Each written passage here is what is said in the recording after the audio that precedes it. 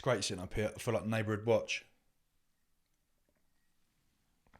A skip has just been delivered. Very handy. I may be a little cheeky and say, I have some outdated, slightly broken pieces of furniture here that I don't wish to transport to the new house. Can I drop them in your skip? Because I'm too lazy to go to the dump. It's always such an aggy task going to the dump. But then when you get there, you're like, it's only the dump. It's only dropping a few things off. Talking to the new house, I've ordered some plates, cutlery and mugs from Made. Yeah, I shop in Made. And they've still not been dispatched yet, and we're getting ever so close to move day. My anxiety is quite high. I suppose it's quite a nice position to be in. That the only anxiety that I possess at the moment is whether or not I'm going to get gold-plated cutlery on time, with all the madness that's going on in the world at the moment. Welcome back to another video. In today's episode, we are discussing anabolic steroids because it's been a hot topic recently. Praga YT from the previous video has said, hey Tom, are you going to do a video about steroids now that you transition? This continual use of the word transitioned and me saying transitioning makes you sound like I'm a transsexual. I said it on the podcast the other day and I was a bit like, if you're worried, I still associate myself and identify as a man, as a male. But when we say transitioned or transitioning, we are referring to TM cycles, bodybuilder, anabolic steroids to non-steroids, hybrid cycle, swim, run, box, mentally, emotionally, physically better. So I want to talk a little bit about my history of anabolic steroids, how I've coped psychologically, physically after coming off. When I say coming off, I'm still on testosterone. I administer 150 milligrams of testosterone a week. And that puts me pretty much slap bang in the middle of a physiological range. And I have been doing so for the last 10 months. My most recent blood work came back very low, actually. This was back in December. I think it came back about 7 nanomolar. I'll put it on the screen. I use Medichecks. I've been working with them for about 4 or 5 years now. So if you ever need some kind of home blood testing, then feel free to use the links in my description. But I felt a little lethargic. I was like, what's going on? I feel a little off here. So I got my bloods. I ran my bloods and they came back at 7. So that additional 50 milligrams, because I was administering 100 milligrams, has seems to have done the trick. So if I were to get them done again, I expect to be in that mid-range, in that mid-physiological testosterone range. And this is the longest period of time that I've been cruising for. Previously, I would go through what is known in the industry as blasting and cruising, so taking a lot of anabolics and then dipping into a cruise, and it's a true cruise, not the vast majority of bodybuilders that take 300 milligrams and that still puts their testosterone levels out of range. I've always been a relatively low dose guy, so we can give a little bit of a background. I first started taking steroids when I was about 20, and for the first 3 or 4 years I would cycle on and off with no post-cycle therapy, PCT. And my mum was she's a psychiatric nurse, so she was quite on it with me getting my blood work done. And this was through the GP. And I looked the other day at my old sheets, and my FSH and LH would still come back into range quite quickly, which is always a positive, without the use of any Nolvadex or HCG. How that will play out now with me being on for quite some time and being slightly older, who knows? I do plan on coming off completely. And as I've mentioned on previous videos, it's about me finding a particular time in my life where I'm happy to kind of dedicate 4 to 6, maybe a little bit longer weeks, whereby I have to accept, things aren't really that great. But I do plan on coming off completely. But yeah, the first 3 or 4 years prior to working with Callum, I would just take a block of anabolics and then come off. And I suppose when you're young back then, and slightly naive, I never really had any fear about the potential of not taking post-psychotherapy. I just sort of used to get on with it. I was looking through a few of my old training books just to see if I made any notes, and the only things that I could find was a bit annoyed today I couldn't lift 100 kilos. So the only noticeable thing was a drop off in strength.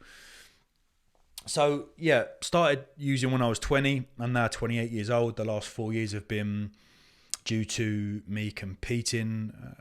Most years have been blasting and cruising, and the time period in those cruise phases have always been around about 8 to 10, maybe 12 weeks. Or if we got to the end of a cruise and my blood work still wasn't in a good area, we'd extend that cruise and take on board the required supplementation to improve those bloods so that we went into the blast in a strong position. But as Josh mentioned on today's podcast, being in that environment whereby androgens are still high on a continual basis, I feel anyway, toward the end of my bodybuilding / anabolic career, things were just getting nasty. I honestly got to a point whereby I felt I was killing myself, honestly killing myself for no reward.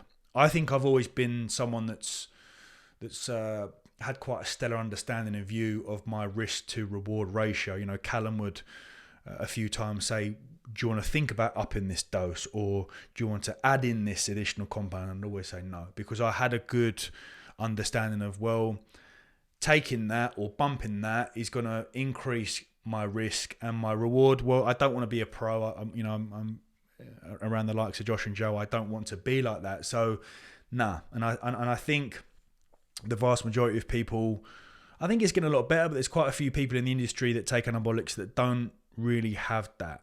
They're so hell-bent on a goal or to achieve a certain physique that their understanding of potential risk just goes out the window. But I think it's getting better.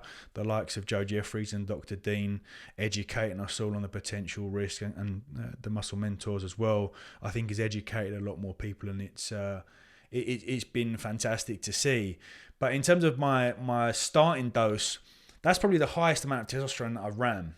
I ran this is the sort of archetypal beginner's steroid cycle back then that you saw on a forum, 2 lots of 250 meg test.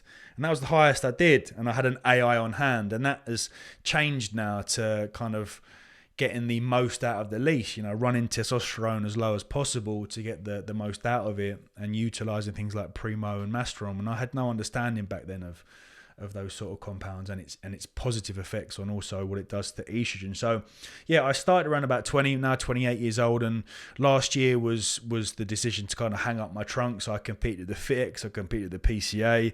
A lot was going on in my personal life, and I was like, this is I'm getting nothing out of this, if I'm being honest. I'm getting absolutely nothing out of it.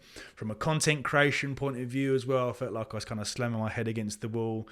The narrative that you often find that a lot of bodybuilding or bodybuilder content creators, that very dark and dingy, quite slow, drivel, like motivate. Do you know what I mean? It got to that point where I was like, I'm sick of it. I'm done with everything. Like, I was really like excited, and you heard me keep saying that I'm excited this new chapter. I'm looking forward to switching things up a little bit, but. To answer everyone's questions on how I've coped over the last 10 months, because I was so sick of it, it's not been hard for me at all. There's been a few occasions over the last 10 months where I was like, yeah, I do miss being on. I miss that on feeling, and anabolic steroid users that are listening to this will understand what I mean by that. But that whatever weight you are, be it 80, 90, 100 kilos, that full, that dense, that very hard feeling, that feeling of waking up in the morning and just jumping on the scales and just feeling dense. I do miss that sometimes, but the goals have now changed, and I get so much satisfaction from this change in who I am, in terms of the more sports that I'm doing, the runs, the cycling, the swimming, the boxing with Igor at Amigos on a Wednesday. I get so much out of that, so much reward that is a like a distant memory. Like, it really is. So, how I've coped with that transition, because I was sick of it, it's been fine. And I get a lot of, how's it been with Josh and Joe, and seeing them in the gym being like 120 kilos. And I'm like, I'm not just saying this for the sake of it. I couldn't give a fuck. Do you know what I mean? In a nice way, not like, oh, fuck them. I mean, like, I don't look at them and go, oh, man. Whereas on prep, I used to look at Josh and go, why aren't I as conditioned as that? And I used to look at Joe and I was like, why don't my arms look like that? That's a bad spot to be in. But now I'm so far removed from that. It's been almost euphoric. I'm in this weird, like, meditative flow state a lot of the time. I do feel that I've rid of this this grey cloud, this weird kind of, I said it before, this like kind of dirty vibe when I was taking anabolics. And I know I'm still administering, but it's not the same. And it's definitely had like quite a profound impact on my mental health, taking that a step back. And like I said, Josh mentioned about that consistent, continual kind of androgens all over the body and how that can contribute to kind of neurotoxicity. It's an area that I really want to get into over this year. Like, really want to start working with some people who have a better understanding of the psychological impacts of what anabolics are doing, because I think it's an area where it's just so overlooked, and it's really like, I think it's quite dangerous, and us bodybuilders, we're quite good at dumbing down side effects, aren't we? You know, we run some bloods. Oh, it's only this. It's like the only sport whereby we get blood work back. Oh, it's only that. And I think one big red flag is what it's doing to people's heads, and I think it is fucking a lot of people up. I think it really is, and taking on board some feedback from people that I've had influence on over the last few months that have watched my journey and gone, you know what, Tom, I was in your position, mate, and I've come off anabolics and I feel tenfold better for it. I'm not like being vegan, like don't eat meat, don't take steroids, but I want to kind of get across to be a little bit more open-minded about the potential side effects, your risk to reward ratio. I think these need to be instilled in people, but yeah, that's just been my journey over the last 10 months. I feel a hell of a lot better for it. I do plan on coming off completely, because there's almost this, you get a lot, since coming off, I feel like I get a lot more out of my progression, even though it's small. Do you know what I mean? So being natural, definitely one noticeable thing is that strength progression is a lot harder, you know, it's not like the old days where me, Josh and Joe would go and slap another 20 kilo plate on the side each week. It's like 1.25 or 2.5 key if I'm lucky. But I'm okay with that. And I get more out of it. I get more of a satisfaction out of it. And the feeling of like doing a very intense boxing session is like, oh God, it's a completely different feeling than going into the gym and just smashing out an hour and a half of legs, and you just get back and you're just like, oh mate, it's a different type of euphoria. It's a different type of like ecstasy almost. So to answer your questions, I'm in a real good spot. I haven't struggled at all, because I was sick of it toward the end, if I'm being completely honest. And yeah, sure, there's been a few areas that you know, noticeably different, be it strength, but libido's still been on. Like, there's been issues with sleep or how I felt. If I'm being completely honest with you, I feel a much more calmer person. I feel genuinely more calmer, more relaxed, more kind coming off that. I know I'm painting anabolics out to be like really, I'm almost lumping it with like heroin and crack. Like, don't do it, but I'm just giving an account of how I felt, you know. A lot of things were happening in my life where I was like, I need to get out of this. This is doing no one any favors. So that's just, I wanted to do this video for some time. I'm getting a few more questions about it now, so I thought it would be good to jump on and do a video about it. I am going to leave it there. We're moving house next week, so I don't know what the schedule for YouTube will look like, but if I don't see ya, we'll do a little house tour, a little bit of home decor. We'll go proper Lydia Millen vibes. Looking forward to kitting this place out, mate. I'm looking forward to another new chapter, moving back to Bromley, which should be good. So yeah, thank you for your continued support. I really do appreciate it.